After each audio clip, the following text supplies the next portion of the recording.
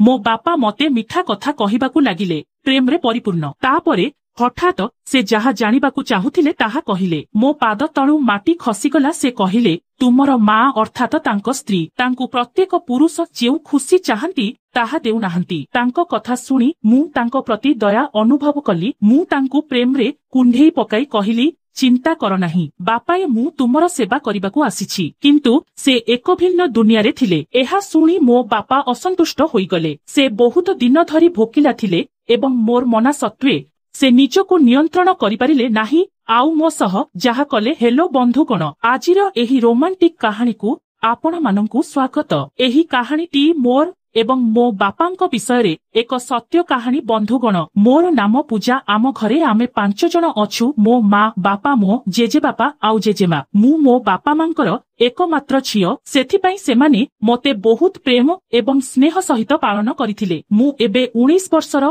एवं मो बापा जेतेबेले मु 16 वर्षर थिली सेतेबेले मते पारिथिले। मो बापा बहुत सुंदर देखा जाउछंती।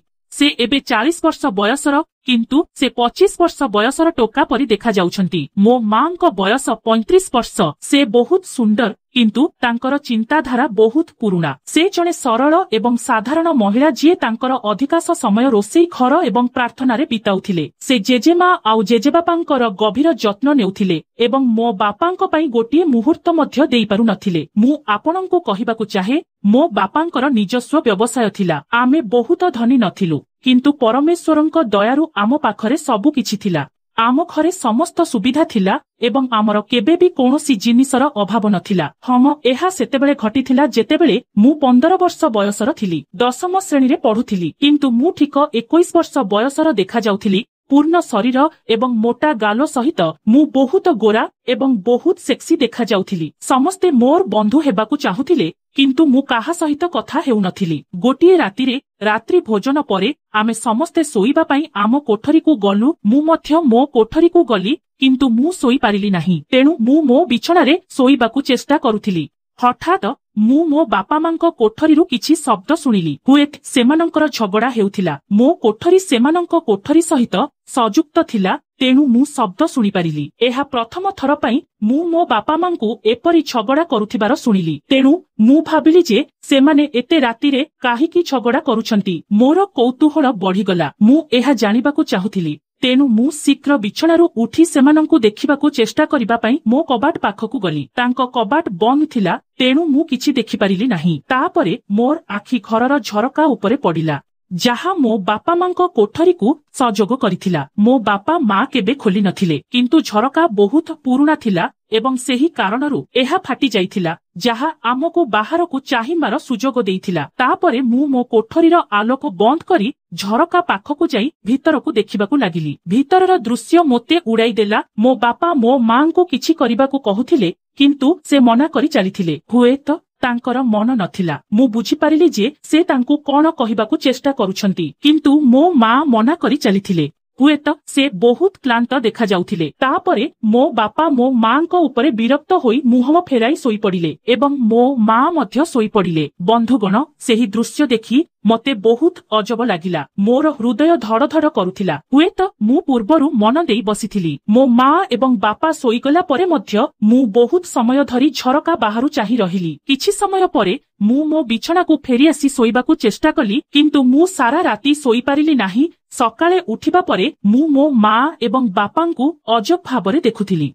कारण गत रातिर घटना गुड़िक मो मनरे एबे भी रहिथिला। सेमानंक प्रेमपूर्ण मजा जोगु मु सारा राती सोई नथिली। मो मां मते एपरि देखुथिबार देखिले। से मते कहिले, कौन हेला पूजा, किछि असुविधा होईछि कि? मु कहिली, मां आजि मोर देह भल लागु नाही, तेणु मु स्कूल जाई परिबि नाही। से कहिले, ठीक अछि, तू आजि विश्राम कर, जेमिति काली स्कूल जाई परिबु। आमे समस्ते नास्ता खाइलु। बापा मध्य नास्ता खाइले एवं तांकर लंच बॉक्स धरी कामकू चली गले। मो जेजे बापा मध्याह्न भोजन कले। मो मां मोर नास्ता बाहर करी कहिले, एइटा खाओ, तुमे खाइबा परे विश्राम कर। मु खाइली एवं विश्राम नेबाकू मो रूमकू गली। मो मां मो जेजे बापांको पाखकू जाई ସେମାନଙ୍କ ଯତ୍ନ ନେଲେ। ତାପରେ ସେମାନଙ୍କୁ ନାସ୍ତା ଦେବା ପରେ ସେ ନିଜେ ନାସ୍ତା ଖାଇ ଶୋଇଗଲେ। ତାପରେ ମୁଁ ମୋ ରୁମକୁ ଗଲି। ମୁଁ ମୋ ମାଙ୍କ ରୁମକୁ ସଜୋଗ କରୁଥିବା ଝରକା ବାହାରକୁ ଦେଖିଲି ଏବଂ ତାଙ୍କୁ ତାଙ୍କ ରୁମରେ ଶୋଇଥିବା ଦେଖିଲି। କିନ୍ତୁ ଗତ ରାତିର ଚିନ୍ତାଧାରା ମୋ ମନରେ ରହିଗଲା ଏବଂ ମୁଁ ରାତି ଶେଷ ହେବା ପାଇଁ ଅପେକ୍ଷା କଲି। ସନ୍ଧ୍ୟାରେ ବାପା ଘରକୁ ଫେରି ଆସିଲେ। ସେହି ଚିନ୍ତାଧାରା ପୁଣି ମୋ ମନରେ ଖେଳିବାକୁ ଲାଗିଲା।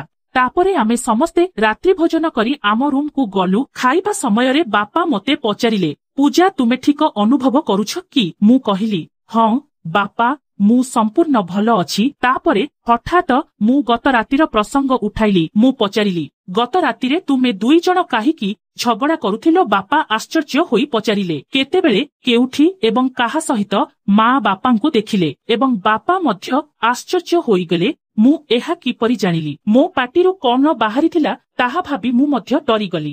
କିନ୍ତୁ ମୁଁ ମୋର ମସ୍ତିଷ୍କ ବ୍ୟବହାର କରି ସେତେବେଳେ ଏବଂ ସେଠାରେ ପ୍ରସଙ୍ଗ ବଦଳାଇ ଦେଲି। ମୁଁ କହିଲି, ଗତ ରାତିରେ ମୋ ରୁମକୁ ଶବ୍ଦ ଆସୁଥିଲା। ଏହା ଶୁଣି ଲାଗୁଥିଲା ଯେ ତୁମେ ଦୁଇ ଜଣ ଝଗଡ଼ା କରୁଛ। ବାପା କହିଲେ, ଓଃ ନା, ଏହା ଠିକ ସେହିପରି ଥିଲା। ମୁଁ କହିଲି, ଠିକ ଅଛି। ତାପରେ ମୁଁ ଶୋଇବାକୁ ମୋ ରୁମକୁ ଗଲି। ମା ଏବଂ ବାପା ମଧ୍ୟ ସେମାନଙ୍କ ରୁମକୁ ଗଲେ। ତାପରେ ବାପା ମାଙ୍କୁ କହିବାକୁ ଲାଗିଲେ, ସେଥିପାଇଁ ମୁଁ ତୁମକୁ କମ୍ ଚିତ୍କାର କରିବାକୁ କହୁଛି। ତୁମେ କିଛି ବୁଝିପାରୁନାହଁ। ଆମ ଝିଅ ମଧ୍ୟ ଘରେ ରହେ ଏବଂ ସେ ଏବେ ବଡ଼ ହୋଇଗଲାଣି। ଆମକୁ ସତର୍କ ରହିବା ଏବଂ ତାର ଯତ୍ନ ନେବା ଉଚିତ। ମା କହିଲେ, ହଁ ତୁମେ ସମ୍ପୂର୍ଣ୍ଣ ଠିକ କହୁଛ। ଆମକୁ ଜଗି ରଖି ସବୁ କରିବାକୁ ପଡ଼ିବ। ତାପରେ ବାପା ପୁଣି କାଲିର କଥା ଜିଦ କରିବାକୁ ଲାଗିଲେ। ମା ସମାନ ନାଟକ ଆରମ୍ଭ କଲେ ଏବଂ ମନା କଲେ। ତାପରେ ପୁଣି ସମାନ କଥା ଘଟିବାକୁ ଲାଗିଲା ଏବଂ ମୋ ରୁମକୁ ଶବ୍ଦ ଆସିବାକୁ ଲାଗିଲା। ମୁଁ ରାତିରେ ଶୋଇପାରିଲି ନାହିଁ। ତେଣୁ ମୁଁ ଝରକା ଦେଇ ଦେଖିବାକୁ ନିଷ୍ପତ୍ତି ନେଲି ଯେ ବାପା ମାଙ୍କ ସହ କଣ ଝଗଡ଼ା କରୁଛନ୍ତି। ଶବ୍ଦ ଆରମ୍ଭ ହେବା ପରେ ମୁଁ ଝରକା ବାହାରୁ ଚାହିଁଲି। ତାପରେ ମୁଁ ଜାଣିଲି ଯେ ବାପା ପୁଣି ସମାନ କାମ କରିବାକୁ ଜିଦ କରୁଛନ୍ତି ଏବଂ ମା ମନା କରୁଥିଲେ। କିନ୍ତୁ ଆଜି ବାପା ବହୁତ ରାଗିଥିବା ପରି ମନେ ହେଉଥିଲା। ପରଦିନ ସକାଳେ ବାପା ମୋତେ କହିଲେ, ମୁଁ ତୁମକୁ ସ୍କୁଲରେ ଛାଡ଼ିଦେବି। ଯେତେବେଳେ ସେ ମୋତେ ଛାଡ଼ିଲେ ସେ ମୋତେ ଅଜବ ଭାବରେ ଦେଖୁଥିଲେ। ମୁଁ ବୁଝିପାରିଲି ନାହିଁ ଯେ ସେ ମୋତେ ଏପରି କାହିଁକି ଦେଖୁଛନ୍ତି। ମୁଁ ମୋ ବାପାଙ୍କୁ ପଚାରିଲି, କଣ ହୋଇଛି? ତୁମେ ଆଜି ମୋତେ ଏପରି କାହିଁକି ଦେଖୁଛ? ତୁମେ କିଛି କହିବାକୁ ଚାହୁଁଛ କି? ସେ କହିଲେ, ନା କିଛି ନାହିଁ, ମୁଁ ଟିକେ ଟେନସନରେ ଅଛି। ମୁଁ କହିଲି, ମୋତେ କୁହ ବାପା, କଣ ହୋଇଛି? ତୁମେ କାହିଁକି ଏତେ ଚିନ୍ତିତ? ତାପରେ ମୋ ବାପା କହିଲେ, ପ୍ରଥମେ ମୁଁ ତୁମକୁ କିଛି ଭଲ ମିଠା ଆଣିଦେବି। ସେ ମୋତେ ଏକ ମିଠା ଦୋକାନକୁ ନେଇଗଲେ ଏବଂ ମୋତେ ସ୍ୱାଦିଷ୍ଟ ମିଠା ଖୁଆଇଲେ ଏବଂ ମୁଁ ସେଗୁଡ଼ିକ ଖାଇଲି। ତାପରେ ସେ କହିଲେ, ମୁଁ ତୁମକୁ ମଧ୍ୟ ଏକ ଡ୍ରେସ୍ କିଣିଦେବି। ମୁଁ ବୁଝିପାରିଲି ନାହିଁ ଯେ ମୋ ବାପା ଏପରି କାହିଁକି କହୁଛନ୍ତି। କିନ୍ତୁ ଯେତେବେଳେ ମୁଁ ସତ୍ୟ ଜାଣିଲି ମୁଁ ସମ୍ପୂର୍ଣ୍ଣ ଭାଙ୍ଗି ପଡ଼ିଥିଲି। କିନ୍ତୁ ମୁଁ ବହୁତ ଖୁସି ଥିଲି କାରଣ ମୋ ବାପା ମୋତେ ନୂତନ ପୋଷାକ ଏବଂ ମିଠା କିଣି ଦେଇଥିଲେ। ମୁଁ କହିଲି, ବାପା ମୋତେ କୁହ ତୁମେ କେଉଁ ବିଷୟରେ ଚିନ୍ତିତ ଥିଲ? ମୋ ବାପା କହିଲେ, ହଁ ପୂଜା, ମୁଁ ଏକ ବ୍ୟବସାୟ ଚଳାଏ ତେଣୁ ମୋତେ ଏଥିରେ ସାହାଯ୍ୟ କରିବା ପାଇଁ କେହି ଜଣେ ଆବଶ୍ୟକ। ମୁଁ ପ୍ରତି ରାତିରେ ତୁମ ମାଙ୍କୁ ଏଥିରେ ସାହାଯ୍ୟ କରିବାକୁ କୁହେ କିନ୍ତୁ ସେ ମୋତେ ଆଦୌ ସମର୍ଥନ କରନ୍ତି ନାହିଁ ଏବଂ ତୁମର ଜେଜେବାପାଙ୍କ ଯତ୍ନରେ ତାଙ୍କର ଦିନ ରାତି ବିତାଇ ଦିଅନ୍ତି। ତାଙ୍କ ପାଖରେ ମୋ ପାଇଁ ସମୟ ନାହିଁ। ଏବେ କୁହ ମୁଁ କଣ କରିବା ଉଚିତ? ମୋର ବ୍ୟବସାୟ ପୂର୍ବରୁ କ୍ଷତି ସହୁଛି। ତାପରେ ମୁଁ କହିଲି, ବାପା ମୋତେ କୁହ ମୁଁ ତୁମକୁ କୌଣସି ପ୍ରକାରେ ସାହାଯ୍ୟ କରିପାରିବି କି? ତେଣୁ ସେ କହିଲେ, ପୂଜା, ସେଥିପାଇଁ ମୁଁ ତୁମକୁ କହୁଛି। ମୋ ବାପା ଯେଉଁ ବ୍ୟବସାୟ କରୁଥିଲେ ସେଠାରେ ତାଙ୍କୁ ଗୋଟିଏ ପାର୍ଶ୍ୱରେ ଶସ୍ତା ଜିନିଷ ଏବଂ ଅନ୍ୟ ପାର୍ଶ୍ୱରେ ମହଙ୍ଗା ଜିନିଷ ରଖିବାକୁ ପଡୁଥିଲା। ମୋତେ କେବଳ ଏତିକି ଦରକାର ଥିଲା। ମୁଁ କହିଲି, ହଁ ବାପା, ମୁଁ ନିଶ୍ଚିତ ଭାବରେ ତୁମକୁ ସାହାଯ୍ୟ କରିବି। ତାପରେ ବାପା କହିଲେ, ଆଜି ରାତିରେ ମୋ ରୁମକୁ ଆସ। ମୁଁ କହିଲି, ଠିକ ଅଛି। ଯେତେବେଳେ ମୁଁ ସେହି ରାତିରେ ତାଙ୍କ ରୁମକୁ ଗଲି ମା ଶୋଇପଡ଼ିଥିଲେ କିନ୍ତୁ ବାପା ମୋ ପାଇଁ ଅପେକ୍ଷା କରିଥିଲେ। ବାପା ଟିକିଏ ମଦ ପିଇ ଦେଇଥିଲେ। ସେ ମୋ ସହିତ ମିଠା ଏବଂ ପ୍ରେମପୂର୍ଣ୍ଣ କଥା କହିବା ଆରମ୍ଭ କଲେ। ସେ ପ୍ରେମର ସହିତ କଥା ହେଲେ। ତାପରେ ହଠାତ୍ ସେ ଝରକା ଦେଇ ଚାହିଁ ମୁଁ ଯାହା ଜାଣିବାକୁ ଚାହୁଁଥିଲି ତାହା ବିଷୟରେ ଆଲୋଚନା କରିବା ଆରମ୍ଭ କଲେ। ଏହା ଶୁଣି ମୋ ପାଦ ତଳୁ ମାଟି ଖସିଗଲା। ମୋ ମା ତାଙ୍କୁ ପ୍ରତ୍ୟେକ ପୁରୁଷ ଯେଉଁ ଖୁସି ଚାହାନ୍ତି ତାହା ଦେଉନଥିଲେ। ବାପା ତାଙ୍କ ଆଖିରେ ଲୁହ ଭରି ମୋତେ ଏହା କହିଲେ। ତାଙ୍କ କଥା ଶୁଣି ମୁଁ ତାଙ୍କ ପ୍ରତି ଦୟା ଅନୁଭବ କଲି। ତାପରେ ମୁଁ ତାଙ୍କୁ ପ୍ରେମରେ ଆଲିଙ୍ଗନ କଲି କିନ୍ତୁ ସେ ଟିକେ ମଦ୍ୟପ ଥିଲେ ଏବଂ ତାଙ୍କୁ କିଛି ଦିନ ଧରି ଏପରି କରିବାର ସୁଯୋଗ ମିଳିନଥିଲା। ସେ ସମ୍ପୂର୍ଣ୍ଣ ତୃଷାର୍ତ୍ତ ଥିଲେ। ସେ ନିଜକୁ ନିୟନ୍ତ୍ରଣ କରିପାରିଲେ ନାହିଁ ଏବଂ ମୁଁ ତାଙ୍କୁ ଅଟକାଇବାକୁ ଚାହୁଁଥିଲି। ତାପରେ ମୁଁ ଭାବିଲି ଯେ ହୁଏତ ମୋ ଯୋଗୁଁ ମୋ ବାପାଙ୍କ କଷ୍ଟ ଟିକେ କମିପାରିବ।